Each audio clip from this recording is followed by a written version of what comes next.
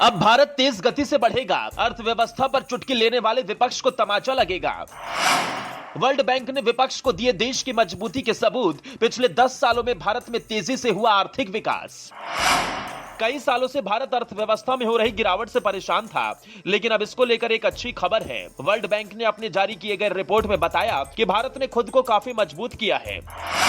रुपए की गिरती स्थिति पर भी विश्व बैंक ने अपनी राय रखी है। विश्व बैंक ने कहा है कि भारतीय रुपया भले ही 10% गिर गया हो, लेकिन दुनिया की बाकी विकासशील अर्थव्यवस्थाओं के मुकाबले ये कम कमजोर हुआ है। साथ ही उसने पहले ये अनुमान लगाया कि भारत की अर्थव्यवस्था 6.5% की दर से बढ़ेगी, लेकिन अब उसने अपने अनुमानों को बदलकर 6.9% कर दिया है। वर्ल्ड बैंक ने कहा कि भारत में मजबूत आर्थिक गतिविधियों के कारण उसके सकल घरेलू उत्पाद के पूर्वानुमान में परिवर्तन हुआ है और वो 6.5% से 6.9% हो गया है।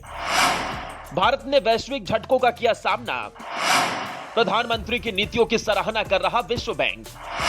कोरोना महामारी ने सिर्फ भारत ही नहीं, कई विकसित देशों को भी झटके दिए और अर्थव्यवस्था को चोट पहुंचाई, लेकिन इस आर्थिक तंगी का भी भारत ने डटकर सामना किया। वर्ल्ड बैंक के शीर्ष अधिकारियों ने कहा कि भारत बहुत महत्वाकांक्षी है। भारत सरकार ने अर्थव्यवस्था को मजबूत बनाने के लिए कई काम किए हैं और अर्थव्यवस्था को गतिशील बनाने के लिए बहुत प्रयास किया जा रहा है।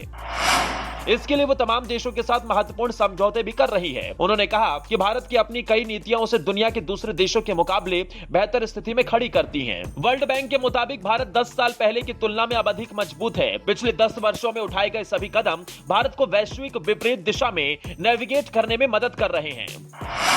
भारत लगातार आर्थिक प्रगति की ओर बढ़ रहा है। कोरोना की वजह से बीच में जो रुकावट आई थी, उसे पीछे छोड़ने के लिए भारत तमाम प्रयास कर रहा है।